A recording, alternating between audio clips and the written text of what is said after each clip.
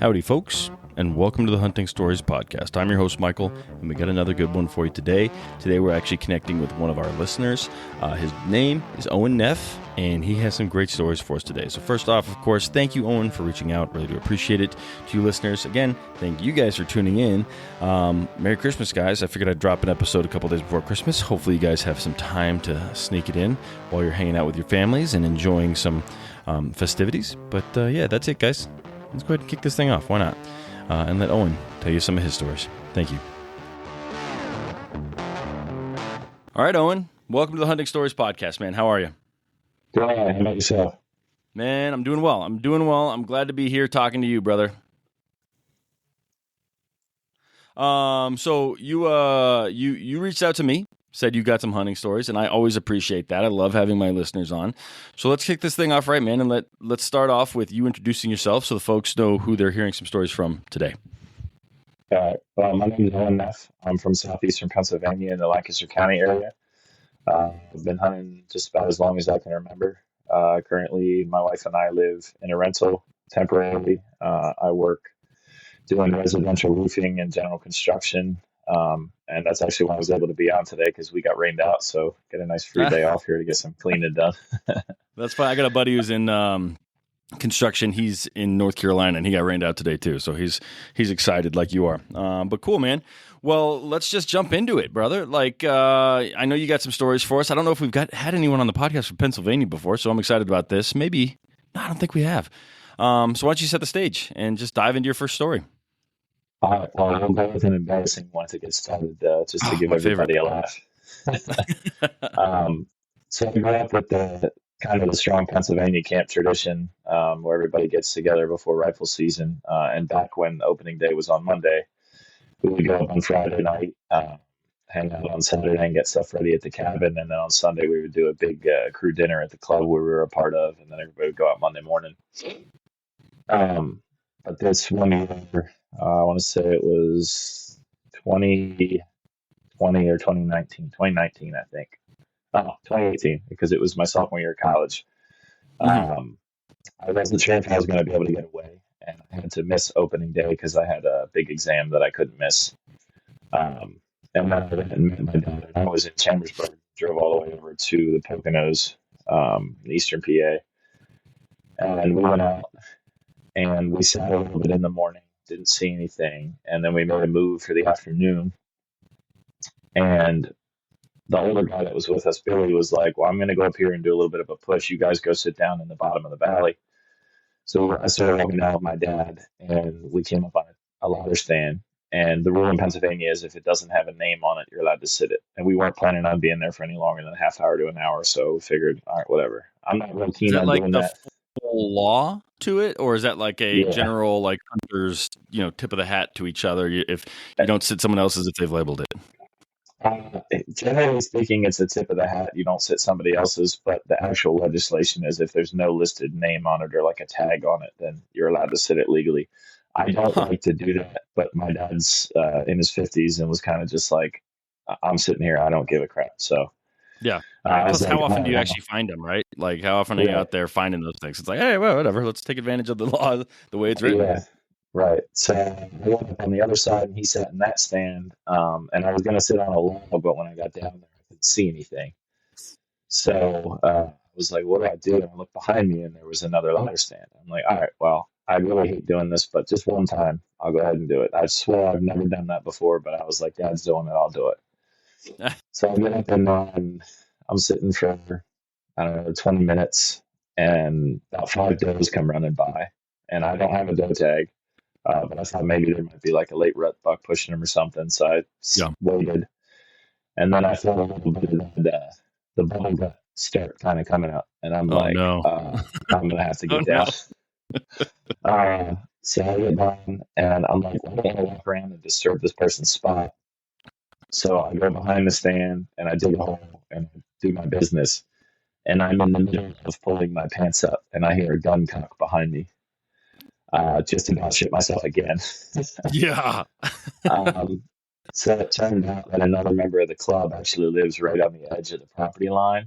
And she waited until 11 to come hunting because she was hunting with her dad, who's 93, and he can't handle the cold in the morning. Okay. That's So, legit. yeah, I'm white as a ghost, and I'm freaking out. She starts yelling. She's like, "He's shutting out of my fucking stall, son of a bitch!" And I'm just like, "Oh no, this is a nightmare." Um, Oh so man. I was able to get her to unload the gun, calm down, turn off the ledge, and she starts going off. I was like, "I'll bet it. I already dug a hole." She's like, "No, you're gonna take that shit with you and all this crap." And I'm like, "Listen, if you just quiet down for a second, there were 5 doe in here literally 5 minutes ago. I didn't ruin anything. I buried it. I hightailed it out of there, and I never hunted that property again." Yeah, I bet. So did she catch you like pulling your pants up, or did she catch you, mid dropping the kids off at the pool? No, I was like finishing with that. That's why I pulled my pants up, and she saw the Okay. white moon sticking out. Jeez. Okay. Yeah. What did her 93-year-old dad say? He just said, "Oh shit," and stayed back by his stand like 20 yards behind it. Ah, shit. Yeah, that's Yeah. accurate. That's funny, man. That's funny. It could happen to anyone, though. Was it? I don't know. Were you drinking the night before, or was it gas station burritos the morning of, or just a day that your gut didn't feel too good? I just wasn't doing good that morning. I don't know. I didn't even have coffee in the morning, but it wasn't going Yeah. well. So I had to take the Browns to the Super Bowl. So There you go. um, Yeah. All right. I don't want to ask any more questions. I don't want to get any more details, I think. But that's a funny story. So thank you for sharing, Owen, man. I appreciate that. What yeah, else you got for us, man? You got to start off with something shitty to make the other stories look better, right? yeah, exactly right.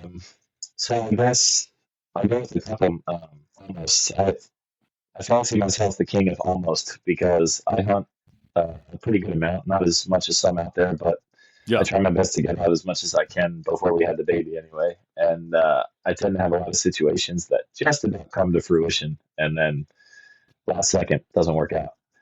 That's Um, hunting. so when I went to Penn State and I was up in Center County and I was hunting one time and I had two bow tags and my buck tag and it was the second week of archery season. And I sat the whole morning, didn't see nothing, and I was walking out and I had about a 2.5 mile walk back to the truck. And I was about a mile into the walk, and I looked to my right, and there were two does standing there in the cut trail, like the Logan Trail. Okay. And are you rifle hunting or And archery hunting? this is archery. Okay. Do you typically do just archery, or all your stories going to be archery, or kind of a mix? Trying to think. I don't think I have a rifle story that I was planning on telling today. I Okay. do use a Perfect. gun, but I prefer archery as Okay. much as I can. Cool. Yeah, I was just curious. It Yeah. helps me visualize. Yeah, go ahead. Right.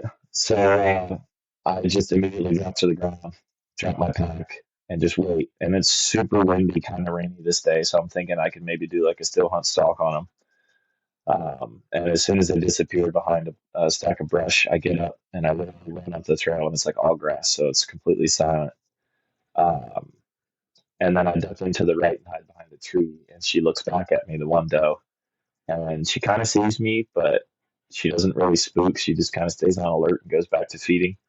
And over the course of like, I don't know, what felt like an eternity was probably only like 10 minutes. I ended up getting all the way down to about 5 yards from her. Oh, And wow. it was, yeah, but it was like Japanese barberry, honeysuckle, mountain laurel, like super thick. So I could barely see the top of her back, and she couldn't see me at all. And I'm like, well, how am I going to get a shot off? And about 2 feet Just in grab front of her me, at that there's point, man. jump on and ride. Um, there was a stump in front of me. So I'm like, all right, well, I'll just kind of kneel down, just put my knee up on the stump, and then just come up and shoot right away. Uh, so I get there, I get on the stump, I draw my bow, like, I don't know if you're going to be posting the video, but I'm kind of like leaned over my knees and I draw my bow sideways like this and then bring it around me. And then when I wait for her to put her head down, I get up like this.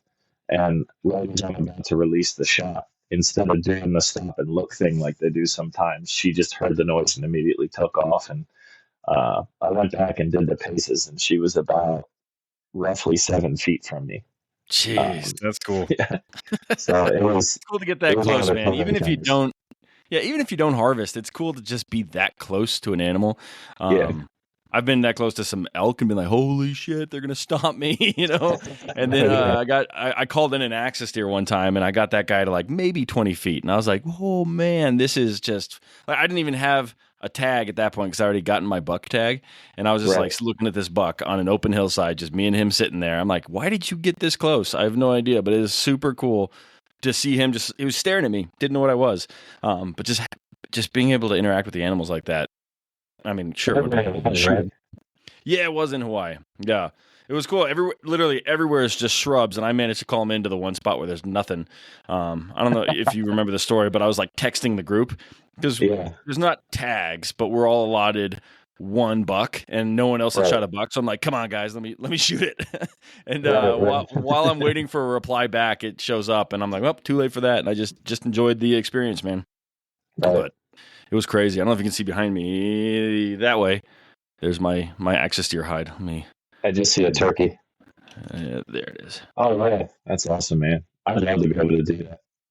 It was a fun experience, man. Let me try. Oh, mic down. I'm back. Okay.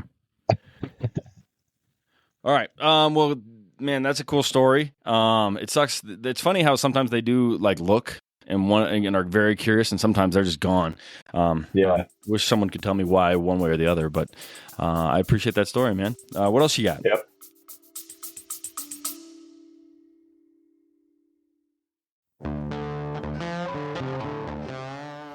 Hey, hunters. Have you ever had one of those stories, the ones that you didn't want to tell, the ones that end in failure? Yeah, I've been there. Actually, you know what? The culprit for me usually is bad optics, or worse, lack of using my optics at all. Picture this. I spot a trophy buck, or an antelope, or an elk, whatever it may be. My heart is racing, but the blurry view, or I just can't quite identify exactly what I'm looking at, it has me second guessing. Well, that's where Vortex Optics comes in. With crystal clear glass and rugged durability, Vortex gives you the confidence to take the shot. Don't let poor optics ruin your story. Make every moment count. Upgrade to Vortex and turn your hunting tales into triumphs. Visit vortexoptics.com today.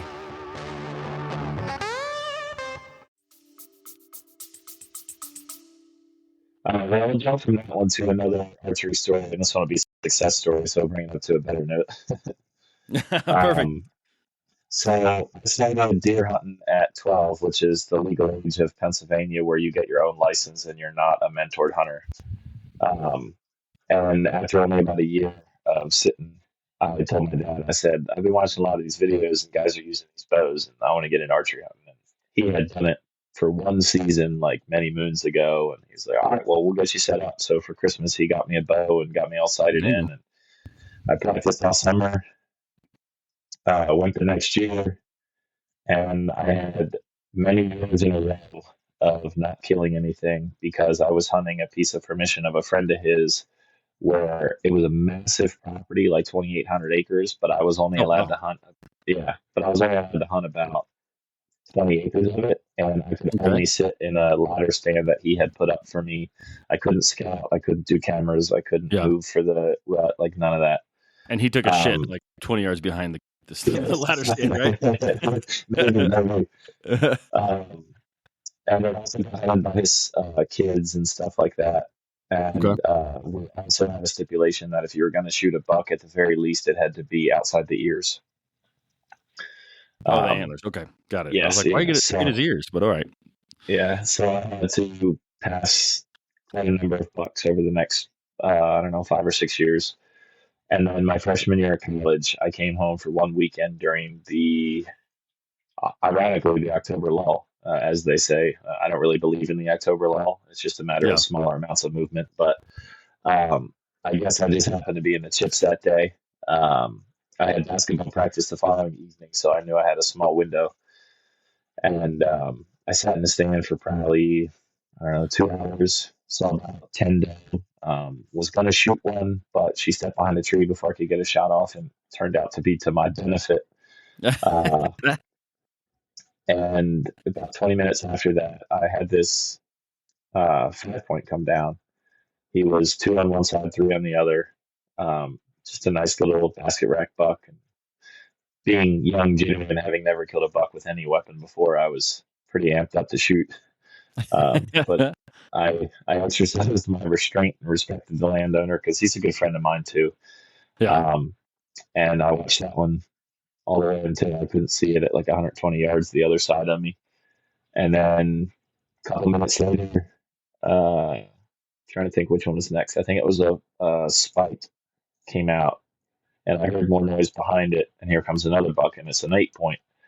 But uh, it's a super weird rack. It's three on one side, five on the other, and the Huh. three That is wasn't. weird.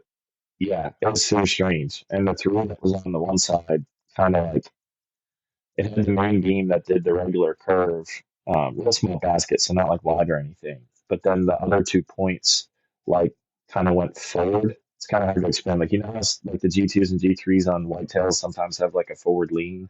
Well, Yeah. these ones were like all the way down. It was almost like, I don't know if you know, if you follow Just Lee like Ellis at parallel with all. the ground. No, I don't. I don't. This is Seek One guy. He shot Okay. this buck in Ohio last year where it basically looked like the rack went up a couple inches and then the whole rack pointed forward instead of going up. Huh. So So it the was three on the one similar. side were like anything broken, or was it just three? Just like No, nothing it broken was off. no, just super Huh. weird genetics. Yeah, it was odd. That's weird. Or an injury. I And hear if they get injured, like it's the reversed back. Like if their back left side is hurt, their right side antlers yeah, get weird. yeah. So maybe he had an injury in previous years or something. Maybe somebody shot him in the ass. It wouldn't surprise me. It's surrounded by Yeah. a bunch of Mennonites that shoot anything that comes past them. Um, again, I want to shoot, especially with the weird characteristics. Don't get me wrong, I like tall and typical, but for me, when it comes to whitetail, I like that super, not the freak nasty stuff, but just the weird genetics like unicorn bucks, stuff like that. Yeah. Um, but I passed him, and then I texted my dad in the landowner. I'm like, man, they're marching today. I don't know what's going on. And I had another 8 point come by me, but this one is like, like you wouldn't believe it had 8 points. It probably measured like 40 inches as an 8 point. It's a ridiculously small guy. So I didn't even get my heart jumping. But I'm like, well, they're moving. Maybe something will come in. And it started getting towards last light, and I hear a noise behind my left shoulder, and I look up the hill towards the landowner's house, and there's a good buck. Nothing monstrous, but plenty good enough for the rules of the property in Pennsylvania. Okay. Um, and I'm like, well, he's got two lanes he could take, and one of them he is going to be right up in my grill, and one of them he's going to be at about 35, which is kind of a poke, and it's a little through brush. So I was hoping he wouldn't take that. And for him, a few times I've been lucky in the woods, he took the trail to the right and came down towards me. So I stood up, grabbed my bow, but I didn't think I was going to draw because he actually brushed against my tree behind it. Oh, no way. He's like Yeah, he directly was. underneath you. Okay. Yeah, yeah. But instead of like wrapping the tree and coming directly in front of me, he went past this honeysuckle bush and then took a left to get down to the main trail. I think he was searching for like a really early doe. Even though I Mhm. wasn't pre-rut yet, I just think he was getting prepped for scrape week. Um, and he ended up stepping out at about 5 yards from my tree.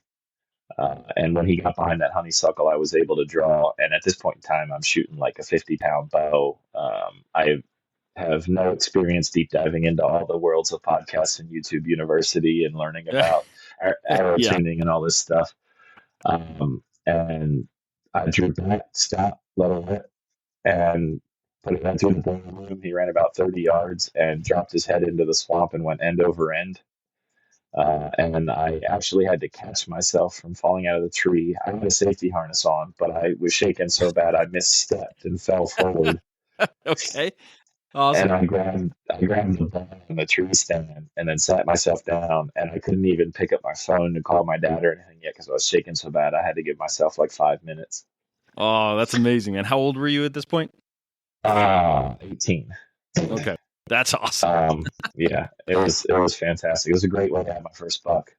So I finally get my phone out, call my dad. He's like, "Why are you calling me this late?" And I'm like, "I just shot a monster." And he's like, "You're shitting me." And I'm like, "No, I swear to you." Like, and for me, this is a monster.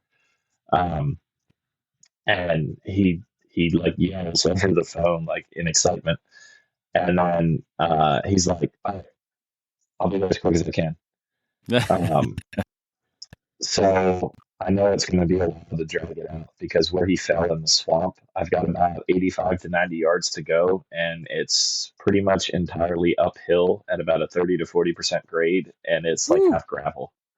Yeah, that sucks. That sucks. Yeah. I dragged an antelope like maybe 60 yards uphill, but not a 30 to 40% grade. Like we're talking 12% maybe. And me and my buddy were like, well, okay, this is a lot harder than we expected, especially getting him. We had to get over one barbed wire fence, man. That sucks. Yeah. Yeah. It was, I don't know had a daunting task in front of me, but I was so elated that it was just like, whatever, I'm going to do whatever it takes. And I had a hunter safety system, and the one that I had bought came with a drag rope where you can hook a carabiner to your belt loop and then tighten it around the neck of the deer and drag it behind you. Mm-hmm. But at the time, belt loop would support that? I would imagine your belt loop would just bust out. Well, no, it's not the belt loop of my pants. It's the belt loop of the harness. I had like a full body safety okay. Harness. That makes sense. Okay, so that makes sense. Yeah. And at the time, I'm 6'3", but I only got like a $160. So this deer is far outweighing me. Last story short, it took me 2.5 hours to get it that 85 yards up the hill. Jeez. When did your dad show up? Right when you arrived? I was getting there. Yeah. That's the way it works. So we could put like a tow rope, and we wrapped the tow rope around the tree so that we could get the deer up that last lip where it goes like straight up. Yeah. And then this was probably my favorite moment hunting ever. No matter how many deer I kill, how big they are. My dad got a trap, came over, saw the deer in there, saw how nice it was, turned away from me facing into the woods, and screamed at the top of his lungs like a wolfhound in excitement, like, that's awesome. He was so excited that it made me even more excited. It was a great moment to share with him. But to get an idea of the size of the buck, I'll turn it. I have him right here.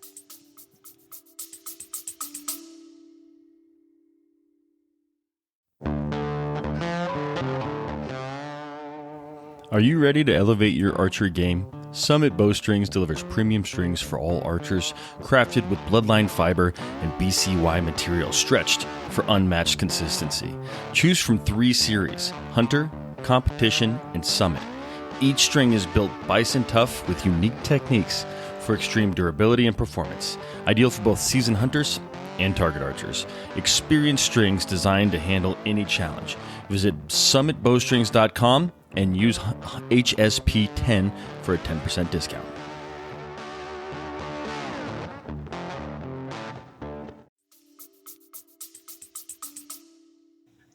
That's a good buck, man. So I don't know, like, is Pennsylvania known for having big bucks, or is it like, everyone's like, damn, Iowa, man, that's where you go to get monsters. What's Pennsylvania? What's a big buck in Pennsylvania, and what is that guy?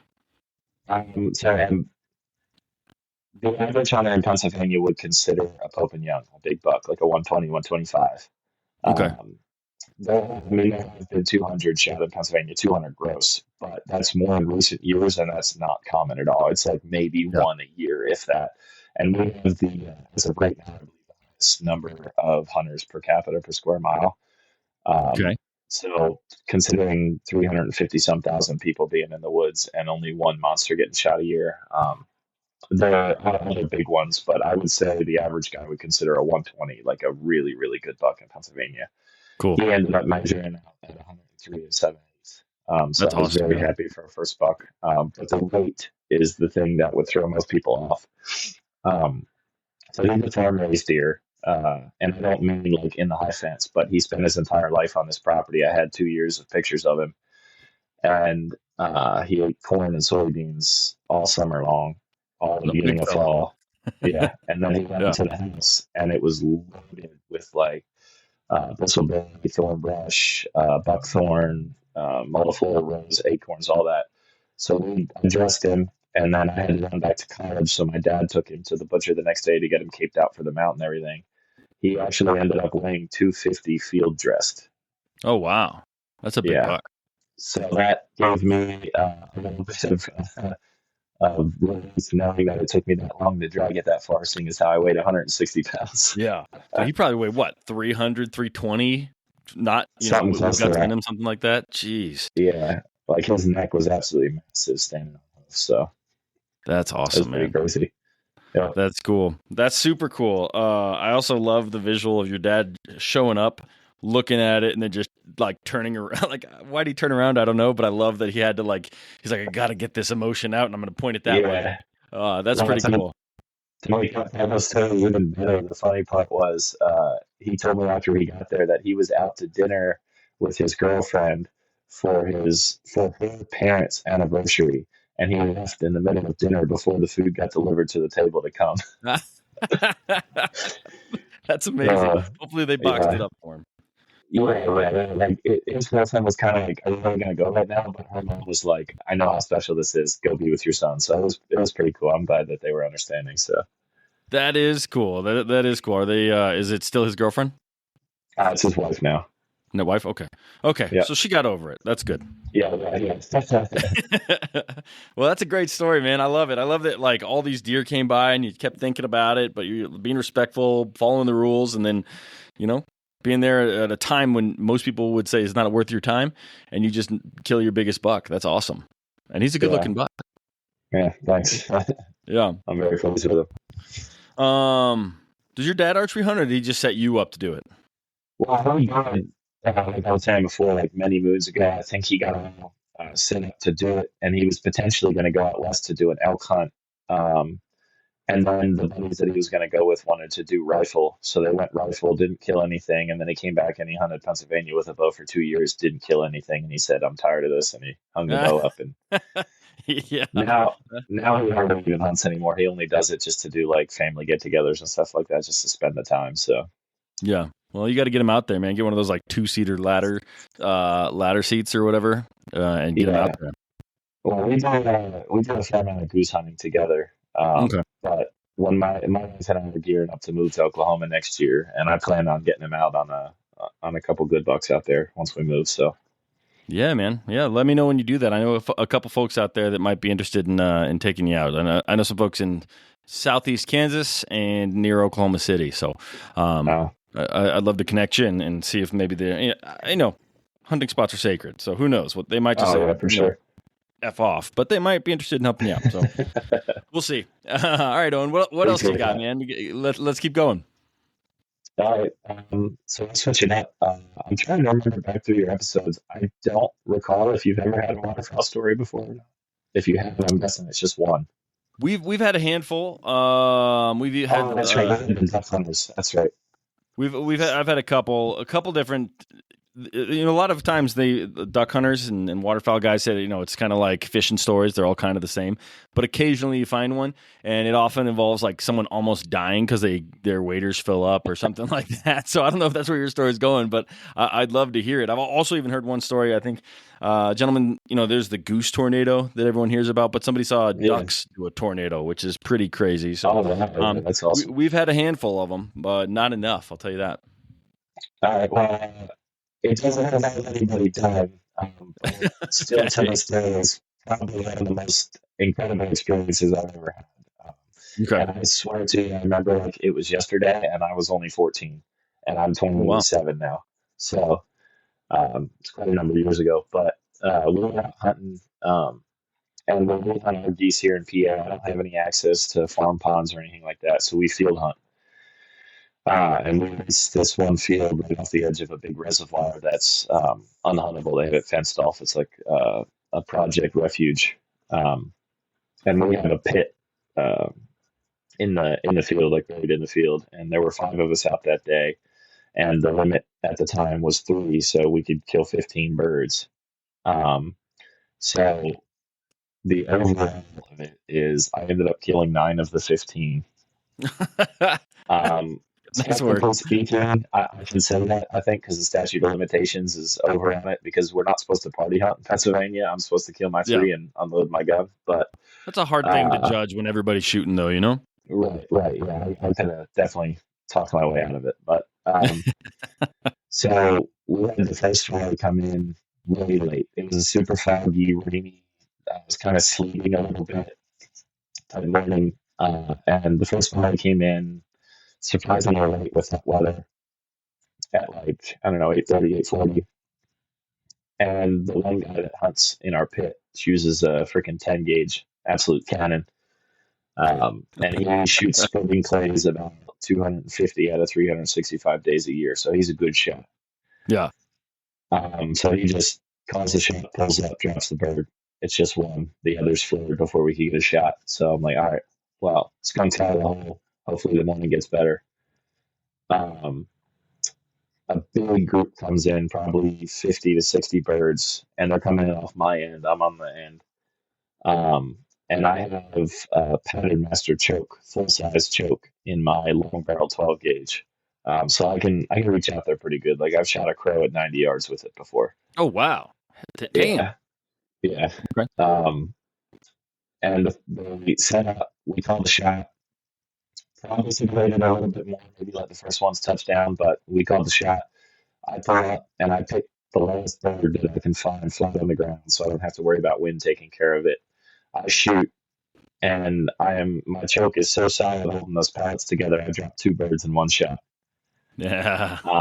And then I spin to the right and I empty my next two shells on the birds flying after we shot. And like I said, we probably should have waited a little longer. So it was a bit of a poke. I didn't hit anything, but one of the birds from the lower flock was like circling around back. And somebody goes, "Bring that back. Does anybody still have a shell in their gun?" And I went, "Nope." Grabbed the shell, wrapped it, spun out in one motion, let it shot, and dropped the bird at 75 yards. No shit. Hell yeah. Yeah. Yeah. So That's I was awesome. on cloud nine, yeah. At So 13, you did all that? 13, yeah. 14. Damn. Yeah. Damn. I couldn't do that today if I wanted to. That's awesome. Well, I'm not like that was a good shot or anything, but it was a good day. I was doing well that day. So that put us at let's see, how many did they kill in that flock? They killed another 3. So that's 8 birds.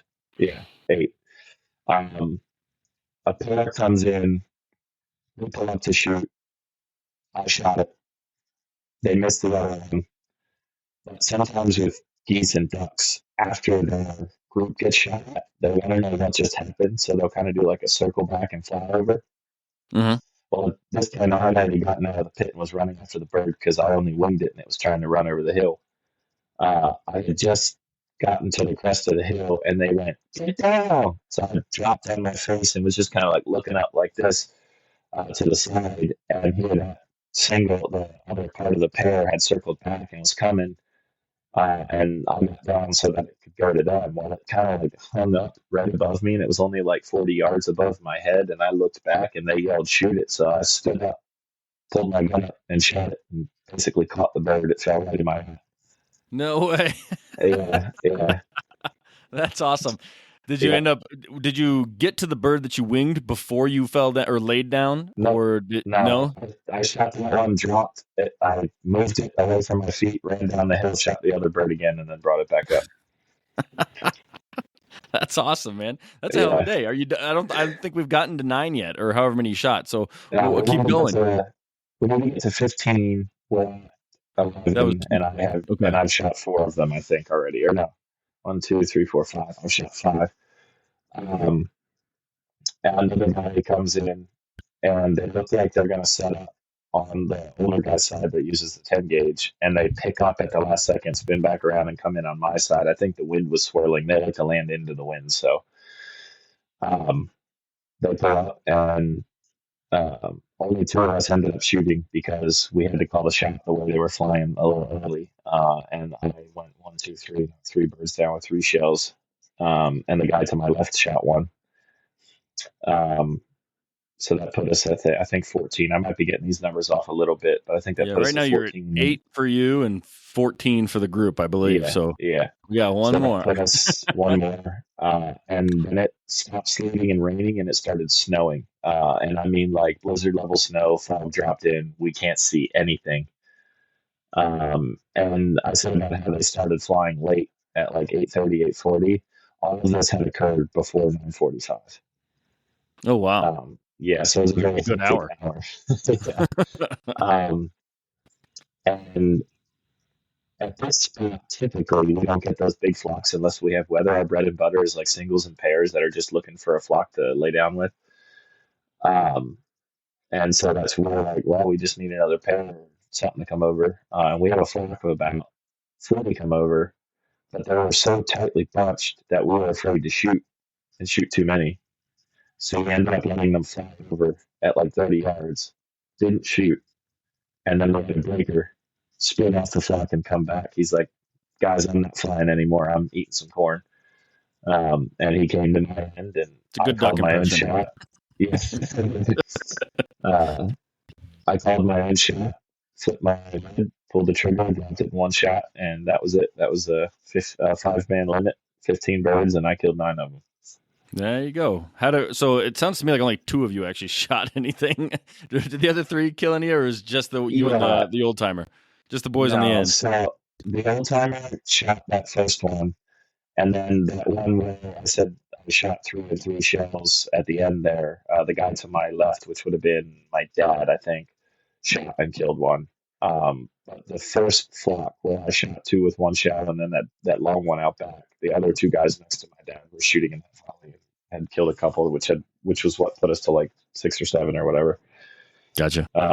So yeah, like I said, I might have the numbers a little bit off, but I know that cemented in my mind, we killed 15 birds. I shot 9 of them. So that's cool, man. So a day that I'll never forget. I believe it. So I don't have a lot of waterfowl experience, and I'm trying to get more. I actually have a couple folks I'm going to go out with this year. But in that scenario, obviously your dad's like, hell yeah, son, like turning around and howling into the wind. Do the other guys, were they like, this 14-year-old kicks ass, this is awesome, so happy to have him here? Or were they like, man, he killed everything and nothing for us? Like, what's the mentality in the blind here after you take all the ducks? We don't really get sour. Most of the guys are pretty chill. We're a typical guys group where we bust each other's balls a lot. That's how it should be. So they were living me after I shot like 6 of them, and they were like, "Put your damn gun down, you're done." And then they laughed and like so. But it was when I pulled up on that initial flock and shot 2 with 1 shell. The other younger guy at the time, I think he would have been 17 or 18, literally stopped shooting because he was getting his gun up as he saw me drop them with 1 shell, and he started laughing so hard he couldn't shoot. So he had to like wait a second, and then he shot at the ones that flew across the front. That's awesome. And then when I shot the one out the back, they heard the single bang and then watched the bird fall, and my dad had just turned his head as it happened. And he was like, how did that? And then the other guy that was there was like, your son did. And he goes, so it was a good day. That's awesome, man. That's not he took me or anything. It was just a good day. Yeah.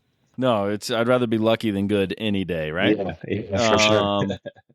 That's cool. And it sounds to me like you need to be surrounded by good people. Otherwise, you could get some... I imagine there's some grumpy guys out there that could have a problem with what was going on there, but that's just because they got a bad attitude. I think that's awesome. Yeah. And hopefully the people that I'm going to go duck hunting with don't mind me missing at everything, but hopefully they kill them all because I want to take home some duck meat. I'll be in Colorado, miscellaneous places in Colorado. I think there are great spots, but the public spots are not that great. So I got to figure that out. And right. we haven't planned it yet, but I just know that a couple guys have asked to go out and do it. So sounds good to me. I'm sure we're having a good time. Yeah. Right. I've only been twice, man, and I just went by myself. A buddy gave me like a bunch of decoys. He's like, I'm not going to do this anymore. Here, take them. Shipped them from Washington to me, and I went out and set up the decoys. It's just like 12 of them. Nothing crazy. But I set them up. And the very first day, like, I didn't shoot anything. I think I what is it, a scoot? I think that's what I shot. Yeah. Then I texted my buddy, and I'm like, oh, shit, this isn't a duck. What is this? Am I in trouble? Like, not knowing. I think you mean a coot. A coot. Yeah, that's right. Yeah. So I shot a coot. And I was like, man, do I need to call a game warden because I'm killing, like, a bald eagle here? What is this thing? Yeah, like I didn't know if I was in trouble. And he's like, no, that's coot. Yeah. That's fine. He's like, don't eat it. But, yeah, it's not a big deal. And then I realized in general that like I had made a pretty poor decoy setup. So the next time I went out again by myself, set up a little bit better, got a little closer to the water, and ended up shooting 2 ducks. and I think I've told this story on the podcast, but I'll tell it again because it's not Yeah. super long. But shoot one, another one comes in, shoot that one, and they're both what is the duck with the flat bill? That's what they are. Spoonbill. Spoonbill. So yeah, I shot two of those. And so I start walking out there, and I'm in a reservoir, and the reservoir is really low. The water level is really low, so this little stick blind was built way out, basically in the reservoir. And so I set up my decoys, but shortly after my decoys, the water level or the ground drops. So like I go from ankle deep to like we're talking nipple deep.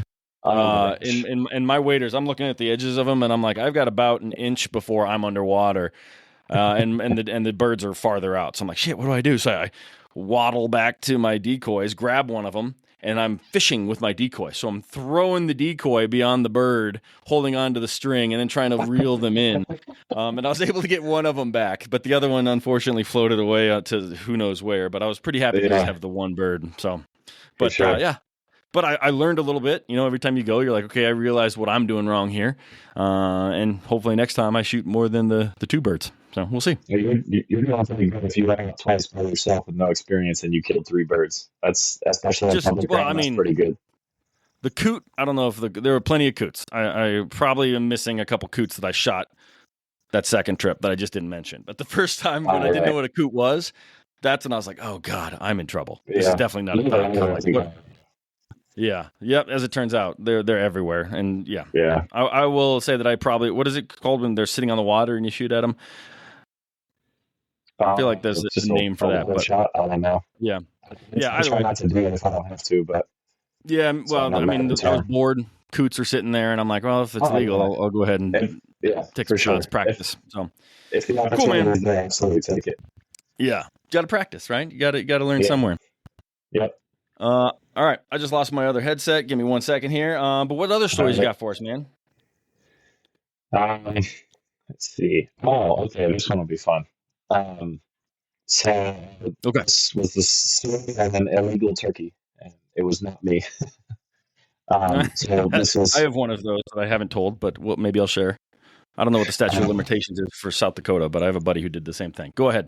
Okay, this one wasn't a friend of mine; it was a stranger. So I'm clear on that. But there you go. I was up in Center County, not too far from State College, and I texted my buddy, and he was. I wish I would really convince him to go on your podcast. He's not a real big talker, but the stories he could tell you is he's one of the most intense hunters I've ever met in my life. He kills like 9 turkeys a year in like 7 different states, and damn, yeah, okay. he's an animal. So I texted him, and I was just like, with him. We'll convince him. All right. I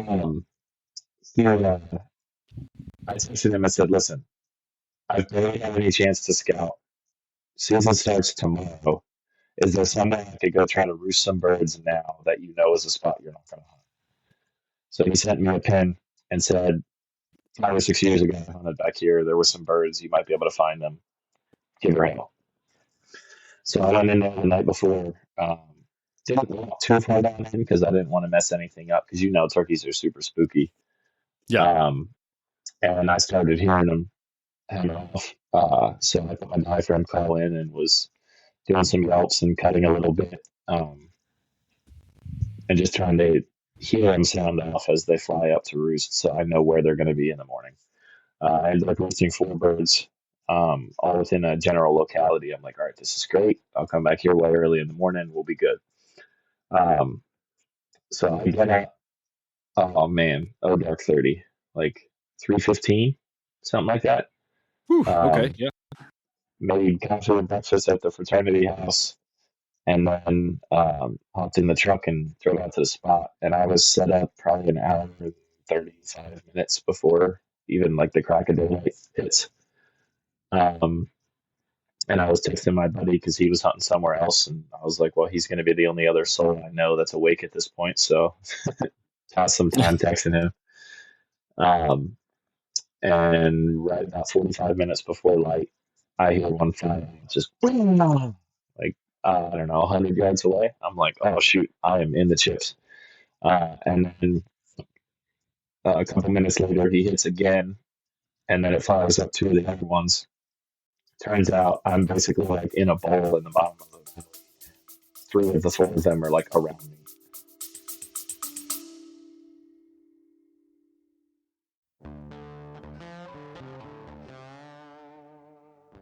Imagine this. You're deep in the wilderness. The sun is rising, casting golden light over rugged terrain. Your heart races as you navigate through the backcountry, knowing the perfect shot could come at any moment.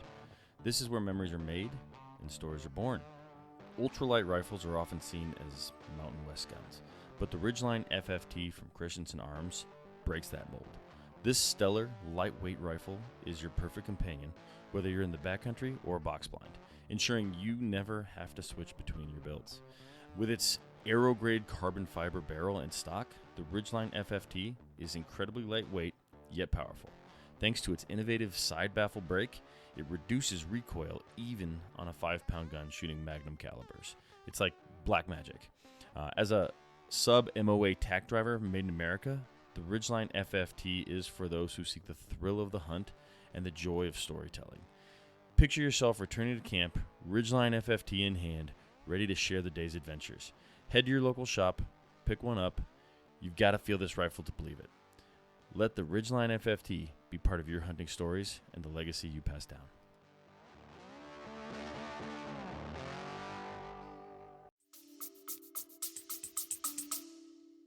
That's amazing. And that's amazing. This one. Yeah, it was super cool. I wish I would have known about like videoing back then, that I could have gotten it on camera, but I ended up having all four of them within 120 yards roughly, and I didn't see them, but you can kind of like gauge the depth based on how loud they are. Yeah. Especially when you're in like a bowl and stuff. And I'm texting him, I'm like, dude, they are ripping. Should I start cutting now? And he goes, yeah, dude, if they gobble again, cut them off, make them mad. So I did that, cut them off, and then was doing some tree yelps for hens to try and let them know like there's some hot mamas over here. And I'm telling my buddy, I'm like, dude, I wouldn't be surprised if all four of these come in here and I get like my pick of the freaking flock. Like, this is going to be amazing. I'm so excited for a phenomenal hunt. And right, you're just about the time, silent, right? Like you just know they're there. You're not making a peep, and they're just talking to each other. That's what I was talking about when I said cutting. I was silent for the first like 15 minutes of their calling. And then he told me to start calling. So I was doing it's called cutting. It's where it's like, it's a really fast, aggressive call. And I do it as soon as they gobble, so it cuts them off and it pisses them off. And they're like, you bitch, you just like, I'm gobbling, shut up. Yeah. And then the hen tree helps is like a real soft, like, and it's supposed to go ahead that's still on roost so that he can get down before her and get over here. So when she flies down, he can breed her. Got it. That makes sense. And right about the time I sent him the text that I'm fired up and this is going to be the hunt of a lifetime, I swear to you, I hear plop. About 25 minutes before daylight, this dude unloaded 3 shells into one of the gobblers while it was still on roost in the tree. No way. What an asshole. Yeah, something illegal, like 8 yards from me. And I'm like, I literally just went, shit, like I'm done. Like there's no way, like they're not going to come in after that. And it was the closest bird to me, so the ones that are further away aren't going to come in yet. Yeah. So I texted him, I'm like, bro, what do I do? This is what just happened. And he was like, well, do a couple more yelps, and if they don't respond, it's probably not worth staying. So I do something more. I get no responses. I'm like, him and Holland, bro, this is such a good spot. I don't want to leave, but at the same time, like, got to be smart. I texted him back. I was like, I just can't believe this guy just screwed my hunt up. And he goes, oh, yeah, I've been shot at that spot before. Jesus. Thanks for the info, man. I was like, dude, I told him before I came out. This is ridiculous. As soon as he texted me that, I jumped up and I grabbed the head equal and I literally sprinted 300 yards back to my truck. I said, I'm not messing around with freaking Jim Bob in the corner here. Yeah. God, man. Dude, that's like need to know information. You don't need to know everything about a spot if he's giving you a spot. Right. But I think if someone's shot at him there, I think that's need to know. Yeah, especially when that would be the reason he's not going to stick there to hunt. Like, is that why? Yeah. I mean, that's enough for me. That's funny, man. So I don't tend to keep a grudge, so I wasn't really that upset. I was just like, damn, dude, why didn't you tell me?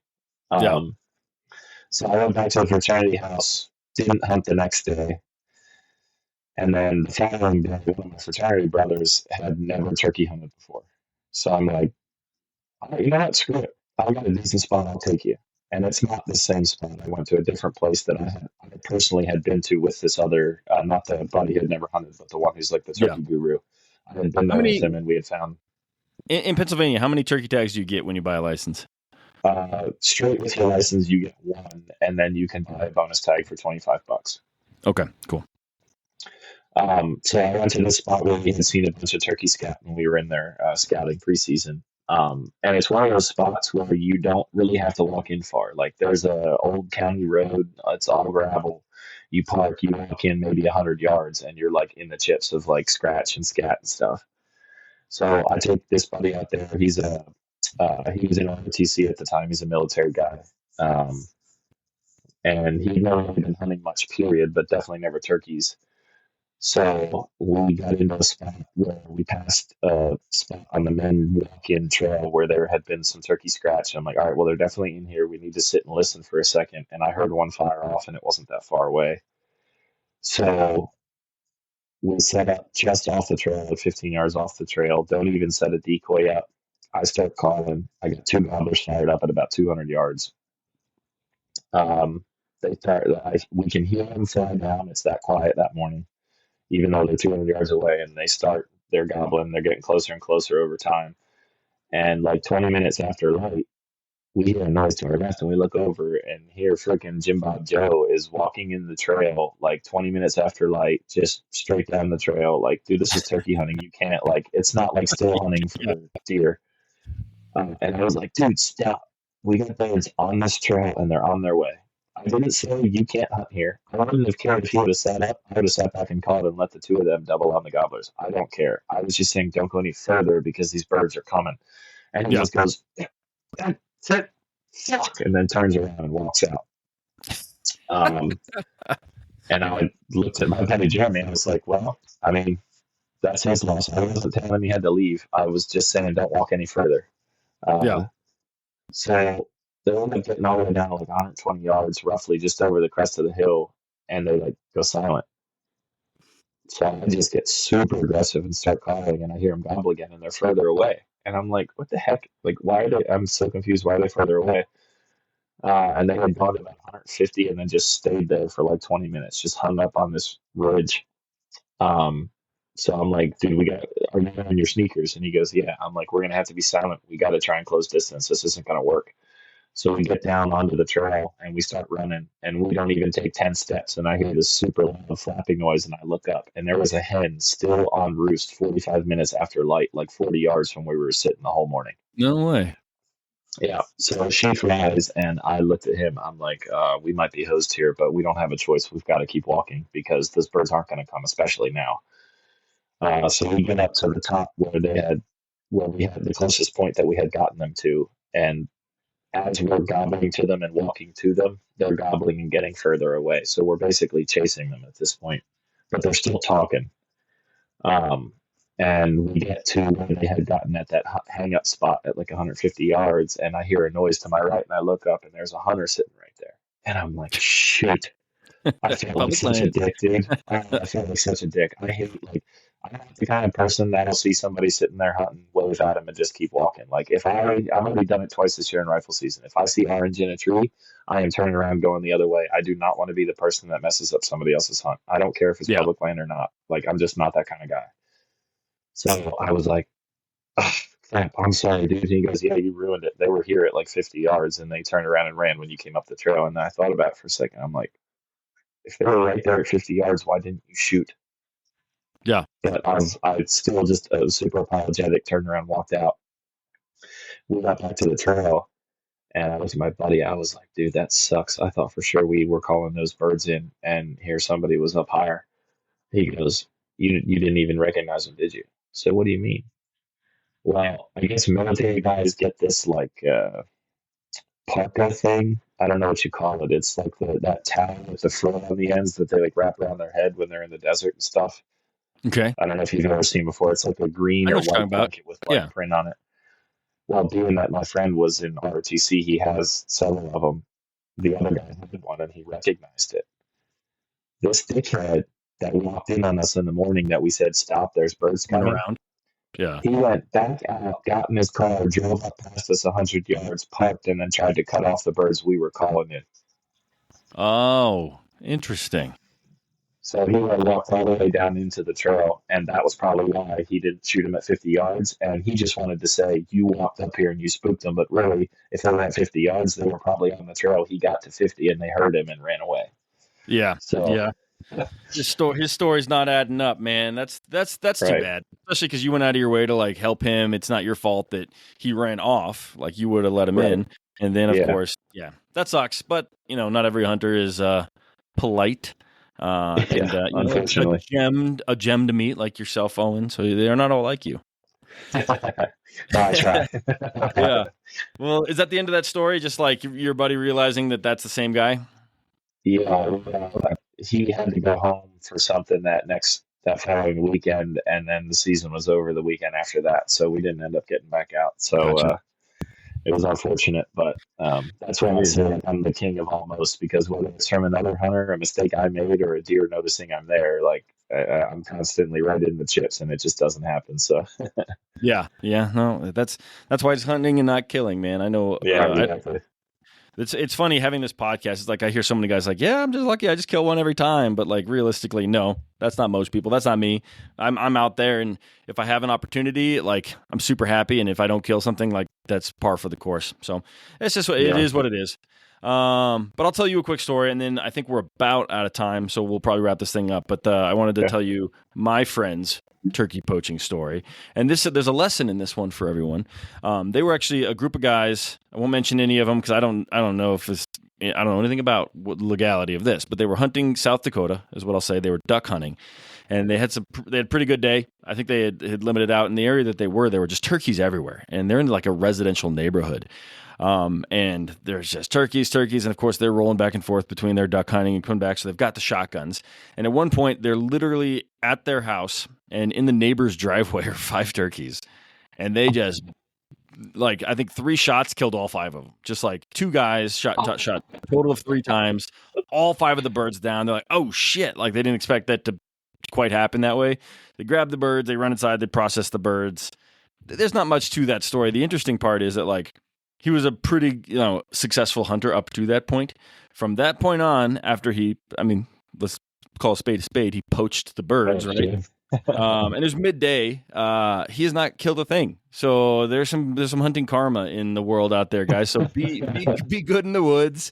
Respect the animals, respect your fellow hunters, because I believe in karma. I think it's a real thing, and I think that was 2020, right? So here we are, almost 2025, and he is still looking for his next harvest since he poached those birds. I don't know about the other guy, because like I said, there were 2 of them, but the one that I know, I'm like, well, you dug your own coffin, or you dug your own grave here. So. For sure. Cool, Owen. I know you probably have a couple more stories, but we are running out of time, man. So we'll have you back for sure, because all of your stories have been fun, man. I've really enjoyed listening to them. I really like crazy successful bird hunting stories. I had one other guy who like went what was he hunting, like pigeons or whatever that is called, and he shot one and he caught it and was like, "Yep, I'm done here, boys." Saluted his friends and walked off the pitch. And like just great stories like that, man. I love it. So thank you for reaching out to me in the first place, man. And then of course for coming on and sharing your stories. And it sounds like you got some friends you got to introduce me to. But where can the people find you if you want them to, or do you just want to walk off into the sunset? I'll just walk off into the sunset, because I have only a couple socials, and I'm not super active on any of them. All right. And to be honest with you, I don't really remember any of the usernames, so That's totally fine, man. I can't really tell you. So cool, brother. Well, hey, I appreciate you. Thank you very much for coming on, and to you listeners, be brave like Owen, man. Reach out to me. I'd love to have more people on that are listeners that have some fun stories. So thank you, Owen. Yeah, no problem. Appreciate you having me. Yeah, have a good day. Yeah, you too. Take care.